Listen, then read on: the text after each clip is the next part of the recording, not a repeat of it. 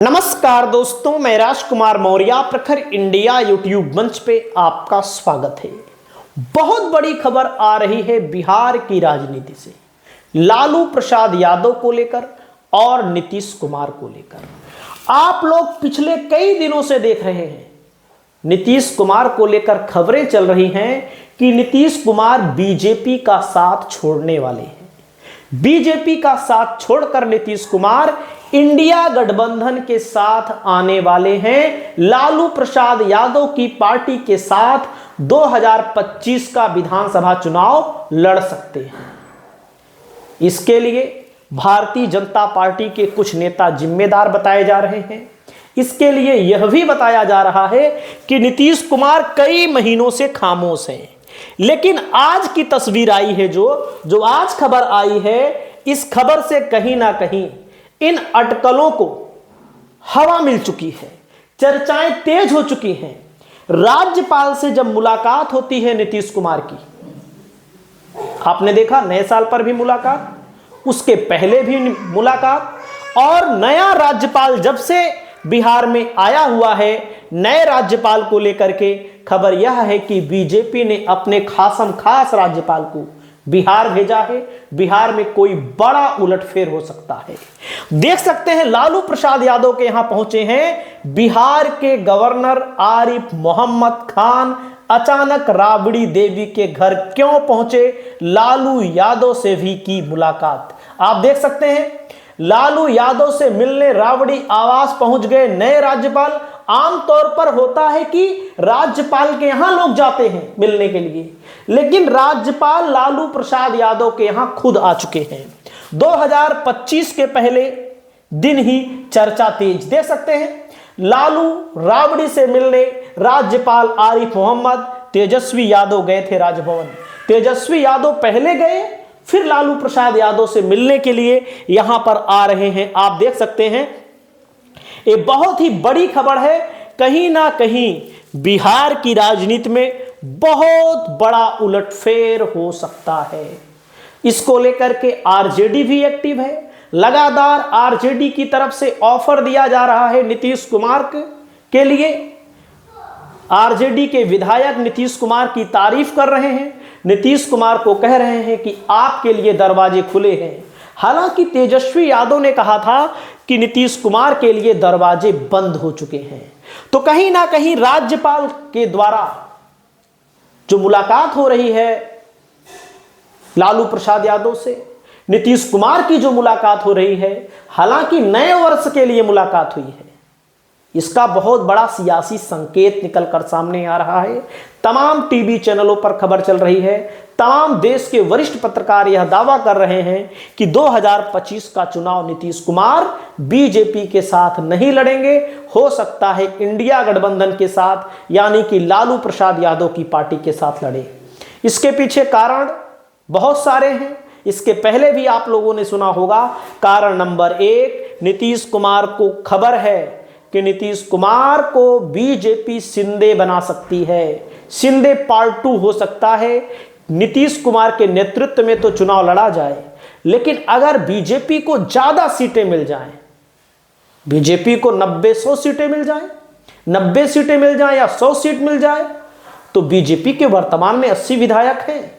BJP Bihar में सरकार बनाना चाहती है, तो कुछ अगर कांग्रेस की पार्टी से कुछ विधायक बने, उनको तोड़ा जाए, फिर उसके बाद अन्य पार्टियों को भी तोड़ा जाए, जैसे जेडीयू को तोड़ा जाए, या छोटी पार्टियां जो हैं जीतन राम मांझी को अपने साथ लाया जाए।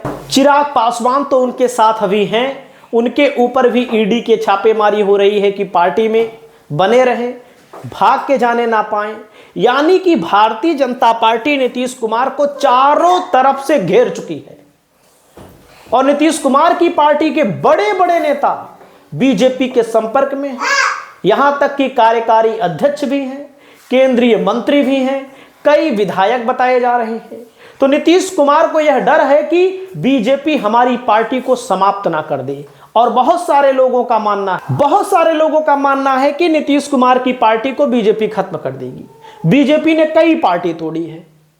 पहला नंबर उत्तर प्रदेश में अपना दल एक थी, अपना दल कमेरावादी हो गई, अपना दल सोनेलाल हो गई। सोचिए, जो ओरिजिनल हकदार है उत्तर प्रदेश में, किसी का पिता अगर इस दुनिया से जाता है, सोनेलाल पटेल इस दुनिया से गए, तो उनकी पार्टी पर उनकी पत्नी का हक होना चाहिए, उनकी पत्नी का हक होना चाहिए।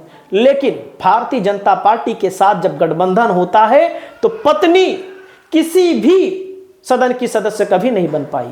एक बेटी उनके साथ है, एक बेटी बीजेपी के साथ है, उसके 12-13 विधायक हैं, सांसद हैं, केंद्र में मंत्री, राज्य में मंत्री। उत्तर प्रदेश में हुआ, आपने देखा होगा, उद्धव ठाकरे का जो हाल हुआ है उससे बुरा हाल तो किसी का हुआ ही नहीं, जो हाल उद्धव ठाकरे का हुआ आप सब जान रहे हैं। चिराग पासवान के साथ भी हुआ था, लेकिन चिराग पासवान ने समझौता किया, बीजेपी ने समझौता किया। बीजेपी ने चिराग पासवान की पार्टी को तोड़ करके खंड खंड कर दिया था, खंड खंड। 5 सांसद उनके चाचा पशुपतिनाथ पारस के साथ चले गए, अकेले बचे। जब उनके पिताजी की मौत हुई तो अकेले बचे थे। लेकिन जब बीजेपी को बाद में लगा कि पशुपतिनाथ पारस के साथ तो जनाधार ही नहीं है, तो बीजेपी ने उनको किनारे लगाया, चिराग पासवान को गले लगा लिया। सोचिए, और मैं किसको बताऊं। और आपने देखा होगा एनसीपी की पार्टी 2 पार्टी हो गई, यानी कि बीजेपी के साथ जो भी रहा उसके 2 खंड बीजेपी ने कर दिए। उत्तर प्रदेश में आपने देखा अखिलेश यादव की पार्टी भी 2 खंड हुई। कैसे हुई थी आपने देखा होगा, 2017 भयंकर लड़ाई चल रही थी, शिवपाल यादव अलग पार्टी बनाए, लेकिन शिवपाल यादव के पास तो जनाधार ही नहीं गया था। जनाधार तो अखिलेश यादव के साथ रहा, उनका कुछ नहीं कर पाए विशेष।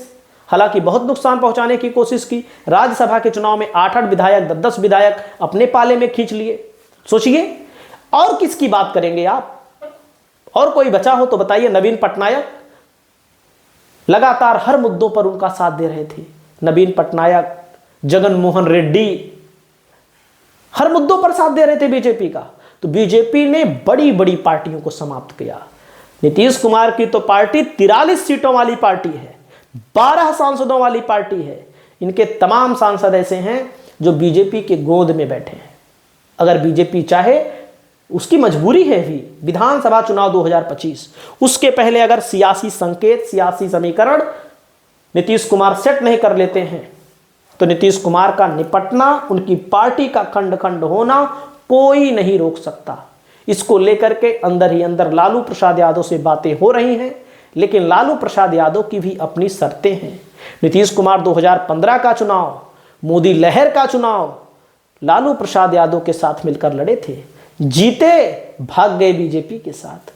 सोचिए, कहीं ना कहीं नीतीश कुमार की चाल लालू यादव समझ चुके हैं। बहुत पहले से ही उनकी भी राजनीतिक मजबूरी रहती है, सत्ता में कुछ दिन आने के लिए अपने बेटे को डिप्टी सीएम बनाए, अब सीएम बनाने की ख्वाहिश है।